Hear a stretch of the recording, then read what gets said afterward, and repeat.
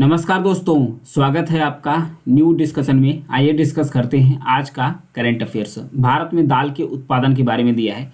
मसूर के दाल के उत्पादन में भी भारत दुनिया का नंबर 1 देश बनने वाला है, क्योंकि भारत तो वैसे भी दाल के मामले में नंबर 1 है, लेकिन अभी भी जो मसूर का स्पेसिफिक उत्पादन होता है इस मामले में भी भारत नंबर 1 बनने वाला है। तो इसके बारे में कुछ तथ्य के बारे में जानते हैं। भारत जो दाल आयात 2016-17 में करता था 6 मिलियन टन करता था, 6 मिलियन टन करता था। अभी इससे कम करके 2022-23 में भारत कितना कर दिया है? लगभग 2 मिलियन टन कर दिया है। तो यानी भारत का जो गिरावट आया है आयात में, दाल के आयात में गिरावट आया है, इसका सबसे बड़ा कारण बताया जाता है कि पिछले एक दशक में भारत जो पीली मटर्स होता है और जो चना होता है इसके आयात में कमी की है। और उसके साथ साथ भारत के अंदर जो एरिया है दलहन का वो भी बढ़ा है, मतलब कि दाल उत्पादन का जो एरिया है वो भी बढ़ा है। सरकार के द्वारा एमएसपी भी लागू किया गया है और उसके बाद बढ़ावा भी दिया जा रहा है। किसान अधिक से अधिक दाल का रोपण भी कर रहे हैं, इस वजह से दाल का उत्पादन भारत में और भी बढ़ा है। आइए दाल के बारे में देख लेते हैं और इंडिया में कहाँ कितना उत्पादन होता है उसके बारे में भी देख लेते हैं। भारत दुनिया में नंबर 1 अथवा प्रोड्यूसर है, यानी कि उत्पादक है किसका? दाल का सबसे बड़ा। दुनिया का जो 25% दाल होता है वो भारत के द्वारा ही सप्लाई किया जाता है, यानी भारत के द्वारा ही उत्पादित किया, सप्लाई नहीं उत्पादित किया जाता है। भारत तो इंपोर्ट करता है। दुनिया का 25% जो दाल है वो भारत के द्वारा उगाया जाता है और उसके साथ साथ भारत लार्जेस्ट कंज्यूमर भी है, यानी कि सबसे बड़ा यानी उपभोक्ता भी है। भारत सबसे बड़ा उत्पादक भी है, भारत सबसे बड़ा उपभोक्ता भी है। 27% जितना भी उत्पादन भारत के द्वारा दाल किया जाता है, यानी पूरी दुनिया में जितना भी उत्पादन होता है दालों का 27% तक दाल भारत के द्वारा ही किया जाता है। यानी 25% तो ये खुद ही उत्पादन करता है, 2% तक इम्पोर्ट इसे करना पड़ता है। यानी भारत दुनिया का सबसे बड़ा कंज्यूमर भी है, दुनिया का सबसे बड़ा प्रोड्यूसर भी है, लार्जेस्ट इम्पोर्टेड भी है। यानी भारत मतलब 14% यानी कि 14% तक इंपोर्ट करता है टोटल दाल मिलाकर से। सबसे ज़्यादा भारत में जो दाल का उत्पादन होता है उसमें चना का होता है। 41% भारत चना का उत्पादन करता है, फिर 16% तूर यानी अरहर का उत्पादन करता है, बाकी उड़द, मूंग, मसूर इन सब सारी चीज़ों का उत्पादन करता है। भारत के जो टॉप 5 स्टेट हैं जो दालों का सबसे ज़्यादा उत्पादन करते हैं, तो नंबर 1 पर आता है स्थान राजस्थान का आता है। राजस्थान नंबर 1 है दाल के उत्पादन के मामले में। दूसरे स्थान पर नंबर आता है मध्य प्रदेश का, तीसरे स्थान पर नंबर आता है महाराष्ट्र का, और चौथे स्थान पर नंबर आता है उत्तर प्रदेश का, और 5वां स्थान आता है कर्नाटका का। ये है टॉप 5 स्टेट्स जो भारत में दालों का सबसे ज़्यादा उत्पादन करते हैं। ये नंबर याद रखिएगा। तो आइए जानते हैं और भी। 2027 तक एक टारगेट रखा गया है। 2027 के अंत आते आते तक भारत दाल के उत्पादन में आत्मनिर्भर बन जाएगा, पूरी तरीके से आत्मनिर्भर बन जाएगा। आत्मनिर्भर का मतलब क्या है कि भारत जो इंपोर्ट कर रहा है यानी आयात कर रहा है दाल का, वो भी पूरी तरीके से भारत अपने ही उत्पादन द्वारा अपना पूर्ति कर लेगा। भारत के लिए दलहन उत्पादन का महत्व क्या है? दाल प्रोटीन का एक भरपूर स्रोत है, जो भारत के अंदर जो शाकाहारियों को प्रोटीन के लिए प्रोटीन का मुख्य स्रोत माना जाता है, क्योंकि अनाज के बाद यही दूसरा आहार है दाल, जिसके कारण प्रोटीन मिलता है। फलियां होने के कारण दाल में वायुमंडलीय नाइट्रोजन को मिट्टी के अंदर स्थिर करने की भी क्षमता होती है। यानी कि जो दलहन फसल होती है, अरहर को छोड़कर, अरहर के पौधे को छोड़कर, चाहे मसूर हो गया, मूंग हो गया, फिर उड़द हो गया, इन सब की जो जड़ी होती है, इन सब की जो जड़ी होती है वायुमंडल से अपने पत्तियों के द्वारा जो नाइट्रोजन होता है उसको मिट्टी के अंदर फिक्स करते हैं, नाइट्रोजन का फिक्साइजेशन करते हैं, स्थिरीकरण करते हैं, जिससे इसकी पत्तियां गिरती भी है। इससे जो दलहन ये उसका जो उर्वरता होती है मिट्टी की, ये भी बढ़ जाती है, मिट्टी की उर्वरता भी इससे बढ़ती है। तो ये फ़ायदा होता है। प्लस उसके बाद चक्रानुक्रम से भी फ़ायदा होता है, साइक्लिक नेचर से। साइक्लिक नेचर का मतलब क्या होता है? जैसे कि आप गेहूं लगाते हैं, फिर उसके बाद धान लगाते हैं, तो उसके बीच में इससे आपका जो मिट्टी होता है अनउपजाऊ होती है। इसके बीच में अगर आप दलहन का इस्तेमाल करते हैं, चाहे मूंग मसूरी सब सारी चीज़ों का इस्तेमाल करते हैं, तो साइक्लिक हो गया फसल का। तो इसके कारण जो आपकी मिट्टी की उर्वरता है ये भी बढ़ती रहती है। तो ये था दलहन के बारे में। आगे बढ़ेंगे। नेशनल हाईवे के बारे में दिया है। नेशनल हाईवे 66 ये मुंबई को गोवा से जोड़ने वाला नेशनल हाईवे है। तो ये चर्चा में क्या आ गया है इसके बारे में देखेंगे। भारत का पहला राष्ट्रीय राजमार्ग बन गया है, जिसे स्टील स्लैग से बनाया गया है। स्टील स्लैग से यानी कि जो इस्पात बनाने वाली इंडस्ट्री होती है, इस्पात बनाने के बाद जो इसका कचरा निकलता है, तो इस कचरे से इस रोड को बनाया गया है, इस हाईवे को बनाया गया है, यानी नेशनल हाईवे 66 बनाया गया है, जो मुंबई को गोवा से जोड़ने वाला नेशनल हाईवे है।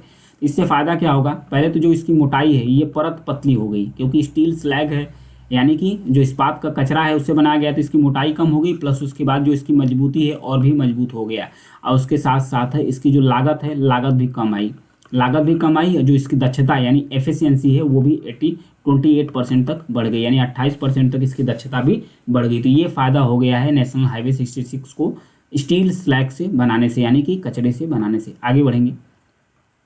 आदि शंकराचार्य ये चर्चा में क्यों आ गए हैं, हाल ही में राम मंदिर का 22 तारीख को प्राण प्रतिष्ठा है अयोध्या के अंदर।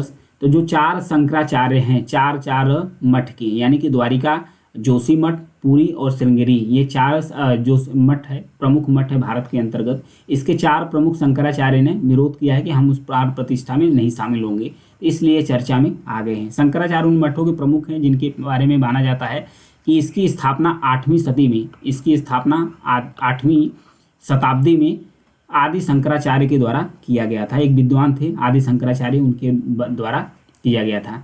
ज्ञान के केंद्र माने जाने वाले मठ जैसे हिंदू परंपराओं, दर्शन को बढ़ावा देने वाले आदि शंकराचार्य ने अपनी वंशावली भी इससे जोड़ते रहते हैं, जो आदि शंकराचार्य हैं अलग अलग मठों की।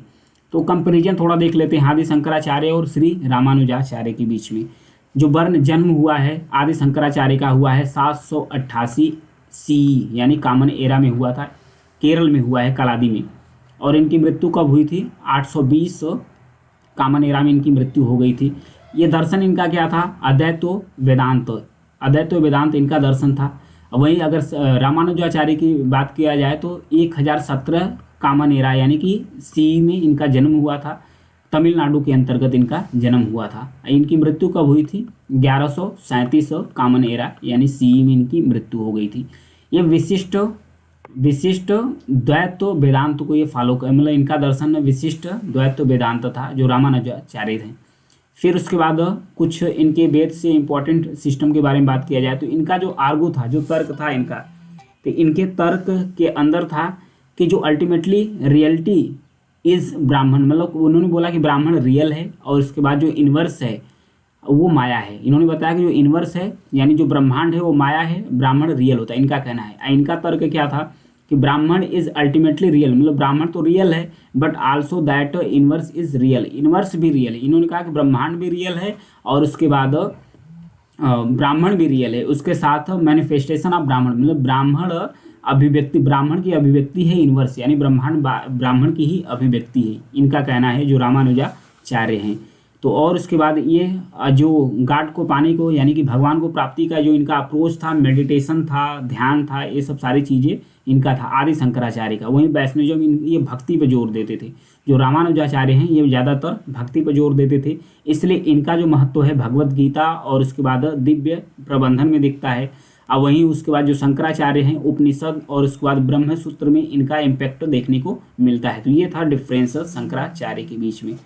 आगे बढ़ेंगे, वडनगर के बारे में दिया है। वडनगर चर्चा में क्यों आ गया है, वडनगर एक बस्ती है, एक शहर है गुजरात के अंतर्गत। गुजरात का जो मेहसाणा डिस्ट्रिक्ट है वहाँ पर एक बस्ती है, तो ये चर्चा में क्यों आ गया इसके बारे में जानेंगे। हाल ही में जो IIT खड़गपुर है, IIT खड़गपुर के संयुक्त नेतृत्व में एक रिसर्च किया गया, तो इससे पता चला कि जो 800 ईसा पूर्व है, 800 ईस्वी पूर्व की एक बस्ती मिली है। कहाँ पर बस्ती मिली है, वडनगर मिली है, गुजरात के मेहसाणा डिस्ट्रिक्ट में मिली है। यहाँ पर वडनगर का फिगर आप देख सकते हैं। तो इससे निष्कर्ष यह भी निकलता है कि जो 3000 वर्ष पहले जिसमें विभिन्न राज्य का उत्थान और पतन हो रहा था, जलवायु परिवर्तन में के कारण जो वर्षा या सूखा पड़ रहा था बार बार होने के कारण पता चल रहा था कि शहर डिस्ट्रॉय हो गए थे, और जो अंधकार युग की धारणा थी उसको भी चैलेंज मिल गया है कि 5500 साल पहले भारत की जो संस्कृति थी उसका निरंतरता के बारे में भी पता चलता था। और वडनगर में क्या क्या मिला है इसके बारे में देखेंगे बस्ती के साथ। बस्तियों में कलाकृतियाँ मिली है, मिट्टी के बर्तन मिले हैं, तांबा, सोना, चांदी, लोहे की वस्तुएं मिली है, जटिल रूप से डिजाइन की गई चूड़ियाँ मिली है, और बौद्ध मठ का भी पता चला है इस बस्ती में। तो आइए वडनगर के बारे में देख लेते हैं। वडनगर गुजरात के मेहसाणा डिस्ट्रिक्ट में एक शहर है, नगर पालिका है। वडनगर के प्राचीन नामों में इसका नाम है अनर्थपुरा है, आनंदपुरा है शामिल है। वडनगर कई लोकप्रिय स्थानों का घर भी है, जैसे हाटकेश्वर मंदिर है, कीर्ति तोरण है, अब फिर उसके बाद ये कीर्ति तोरण दिख रहा है, फिर उसके बाद शर्मिष्ठा तालाब है। ये सब सारी चीज़ें देखते हैं। वडनगर और मोढेरा के बीच जो मंदिर है, मंदिर को हाल ही में यूनेस्को यानी वडनगर और जो मोढेरा का सूर्य मंदिर है, इन दोनों को हाल ही में यूनेस्को के जो विश्व धरोहर स्थल है उसके अस्थायी सूची में जोड़ा भी गया है। ध्यान रखिएगा वडनगर को। पहले तो मैच द फॉलोइंग क्वेश्चन ही बन जाएगा इस पर। आगे निवास का अधिकार दिया है। दिल्ली उच्च न्यायालय ने फैसला सुनाया है निवास के अधिकार को लेकर। कैसे क्या था ये चर्चा में क्यों आ गया, इसके बारे में जानेंगे। एक संदिग्ध बांग्लादेशी था, बांग्लादेशी नागरिक था, वो भारत में आया था, उसको हिरासत में ले लिया गया है। हिरासत में लिया गया है तो उसके चाचा के द्वारा, उसके नागरिक था अजल चकमा, बांग्लादेशी नागरिक, उसके चाचा के द्वारा एक बंदी प्रत्यक्षीकरण को लेकर एक याचिका दायर की गई थी दिल्ली उच्च न्यायालय में। याचिका दायर की गई थी कि जबरदस्ती अवैध तरीके से अजल चकमा को हिरासत में लिया गया है। तो दिल्ली उच्च न्यायालय ने फैसला सुनाया है अनुच्छेद 19(1)(e) के तहत, जो आर्टिकल 19(1)(e) के तहत फैसला सुनाया है। इसका ये है क्या, ये अभिव्यक्ति की स्वतंत्रता का एक नियम है, जो 5-6 है, अभिव्यक्ति की स्वतंत्रता में से एक है। इसका मतलब है कि निवास का अधिकार, भारत के जो नागरिक है वो भारत के अंदर कहीं भी बस सकते हैं, कहीं भी जाकर बस सकते हैं, उन्हें निवास करने का अधिकार है। लेकिन ये अधिकार विदेशी नागरिकों को नहीं मिलता है, ये अधिकार विदेशी नागरिकों को नहीं मिलता है। तो जो हाई कोर्ट है दिल्ली उच्च न्यायालय, उसके द्वारा फैसला सुनाया गया कि जो अजमल चकमा है वो तो भारत का नागरिक है नहीं, तो उसको कोई अधिकार नहीं है कि वो आकर भारत में बसे, तो इसलिए उसे अरेस्ट किया गया है। संविधान का जो अनुच्छेद 1(e) है, इसके तहत स्वतंत्रता के अधिकार के तहत मौलिक अधिकार के रूप में भारत के किसी भी हिस्से में निवास करने और बसने का भी अधिकार देता है। हालांकि कुछ रिस्ट्रिक्शन भी है, कुछ युक्त निर्बंधन भी है, जैसे कि आम जनता के हित में या किसी अनुसूचित जनजाति के हित में अगर सुरक्षा कारणों से दिक्कत है तो आप यहाँ बसने का अधिकार आपका कंप्रोमाइज हो सकता है। ये सिर्फ भारत के नागरिकों के लिए है, विदेशियों के लिए नहीं है, तो ये आर्टिकल को याद रखिएगा। आगे है ऑपरेशन अमृत।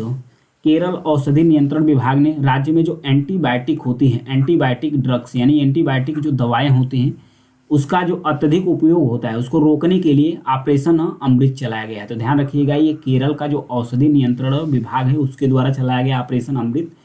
किस लिए चलाया गया है, जो एंटीबायोटिक दवाओं का धड़ल्ले से इस्तेमाल किया जाता है या अत्यधिक इस्तेमाल किया जाता है, उसको रोकने के लिए इसे चलाया गया है। इसमें क्या निर्देश दिए गए हैं, क्या गाइडलाइंस है।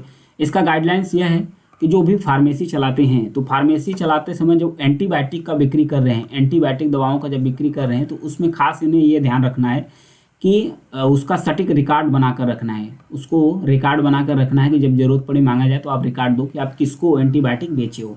उसके साथ साथ डॉक्टर का प्रिस्क्रिप्शन भी जरूरी है कि बिना डॉक्टर के प्रिस्क्रिप्शन सलाह के आप ये एंटीबायोटिक नहीं बेच सकते, ये भी रूल्स है। तो आइए जानते हैं कि जो एंटीबायोटिक है, एंटीबायोटिक में जो होता है anti microbial resistance, anti microbial resistance होता है। अगर बार बार आप किसी को एंटीबायोटिक देते हैं, इसकी हानि क्या होती है, हानि जैसे होती है किसी व्यक्ति को आप बार बार अगर एंटीबायोटिक देते हैं तो जो उसके अंदर बैक्टीरिया, जिस बैक्टीरिया के खिलाफ एंटीबायोटिक दवा दी जाती है, उस बैक्टीरिया के अंदर इतनी सहन शक्ति बन जाती है कि वो बार बार एंटीबायोटिक को झेल सके। तो एंटीबायोटिक इस पर काम करना उस व्यक्ति पर बंद कर देता है, तो वो बना लेता है एंटी माइक्रोबियल रेजिस्टेंस, यानी कि AMR बना लेता है, एंटी माइक्रोबियल रेजिस्टेंस बना लेता है। तो ये जब बन जाता है AMR, तो इसका मतलब कि उस व्यक्ति के अंदर कोई भी अगर बीमारी आ गई अचानक से दूसरी, तो एंटीबायोटिक उस पर काम ही करना बंद कर देती है, इससे उनकी मृत्यु भी हो जाती है। आइए देखते हैं कि जो एंटीबायोटिक है, एंटीबायोटिक जो रेजिस्टेंस है इस किस प्रकार से फैलता भी है। देखिए फैलता भी है, ये यहाँ पर देखिए ये है एंटीबायोटिक, इधर एक व्यक्ति है जिसका नाम जॉन रख दिया गया है, यहाँ है एनिमल्स यानी जानवर, कैसे कैसे ये लोग लेते हैं तो कैसे कैसे नुकसान होता है।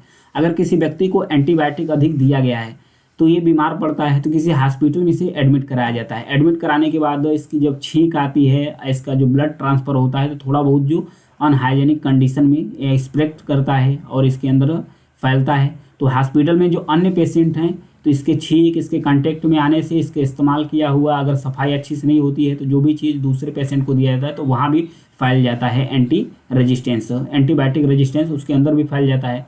प्लस ये जो पेशेंट्स है ये घर वापस लौटता है हॉस्पिटल से जिसके अंदर एंटीबायोटिक रेजिस्टेंस बनाने की क्षमता है, तो घर के अन्य सदस्यों को भी फैला देता है। तो ये घातक होता है एंटीबायोटिक्स। वहीं जानवरों में कैसे फैलता है, जानवरों को भी एंटीबायोटिक दी जाती है। तो जिस जानवर के अंदर एंटीबायोटिक रेजिस्टेंस बन गया रहता है, उसके कोई भी प्रोडक्ट्स अगर आदमी के द्वारा इस्तेमाल किया जाता है, या जो इसका डंक होता है, गोबर होता है, इस गोबर से जो भी फसल उगाए जाते हैं, इस फसल के माध्यम से जो फसल का उपयोग आदमी के द्वारा अनाज का किया जाता है, उसके द्वारा भी इंसानों के अंदर फैलता है। तो ये एंटीबायोटिक रेजिस्टेंस अन्य लोगों को भी फैलना शुरू करता है। तो इतना घातक होता है एंटीबायोटिक रेजिस्टेंस। आगे है पेंच टाइगर रिजर्व के बारे में दिया है। महाराष्ट्र में है पेंच टाइगर रिजर्व। महाराष्ट्र में ये भारत का पहला डार्क स्काई पार्क बन गया है। ये भारत का पहला डार्क स्काई पार्क बन गया है। वैसे तो जो पेंच टाइगर रिजर्व है यह महाराष्ट्र और मध्य प्रदेश दोनों में फैला हुआ है। महाराष्ट्र में भी फैला हुआ है, एमपी में भी, यानी कि मध्य प्रदेश में भी फैला हुआ है, दोनों एरिया में। जो पेंच नदी है उसी के नाम पर इसका नाम रख दिया गया है पेंच टाइगर रिजर्व। ये नदी ही इस पार्क को, मतलब जो पेंच टाइगर रिजर्व है, इसको दो भागों में डिवाइड्स करती है, दो भागों में डिवाइड करती है।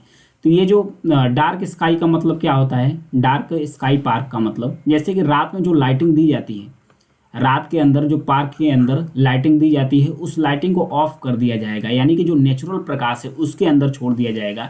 यानी कि जो आर्टिफिशियल प्रकाश दी जाती है, यानी कि जो कृत्रिम प्रकाश दिया जाता है, उसके कारण जो पोल्यूशन होता है लाइटिंग के कारण, कुछ जानवर होते हैं, एनिमल्स होते हैं, उनके मानसिक रूप पर, उनके प्रजनन क्षमता पर जो लाइटिंग से प्रभाव पड़ता है, उसको रोकने के लिए उसे डार्क बना दिया गया है। तो ये भारत का पहला टाइगर रिजर्व है, पेंच टाइगर रिजर्व, जिसे प्राकृतिक रूप से छोड़ दिया गया है। महाराष्ट्र के नागपुर जिले में स्थित है। इसका नाम पेंच नदी के नाम पर रखा गया है, जैसा कि मैं बताया है। हालांकि एमपी तक फैला है। 1975 में राष्ट्रीय उद्यान इसे घोषित कर दिया गया और 1998 99 आते आते यह वाइल्ड लाइफ सेंचुरी यानी अभ्यारण्य बन गया। सतपुड़ा मैकाल पर्वत में प्रमुख संरक्षित जो क्षेत्र बर्ड लाइफ इंटरनेशनल द्वारा नामित महत्वपूर्ण पक्षी क्षेत्र भी इसे घोषित कर दिया गया है। फ्लोरा की बात किया जाए तो पर्वतारोही, इसमें दक्षिणी शुष्क चौड़ी पत्ती वाले सागौन के जंगल है, उष्णकटिबंधीय मिश्र पर्णपाती जंगल है। फिर अगर स्थानधारी जीव की बात किया जाए तो सुस्त भालू हो गया, नीलगिरी जंगल कुत्ता, ये सब चीज़ है। जीव पक्षी के बारे में मोर, dragon fly, robin, painted drone, ये सब है सारा चीज़। ये फिगर देख लीजिए पेंच टाइगर रिजर्व का, किस प्रकार से इसे डार्क किया जा रहा है। यहाँ पर देखिए डार्क किया जा रहा है। तो आज के लिए इतना ही है। Thank you.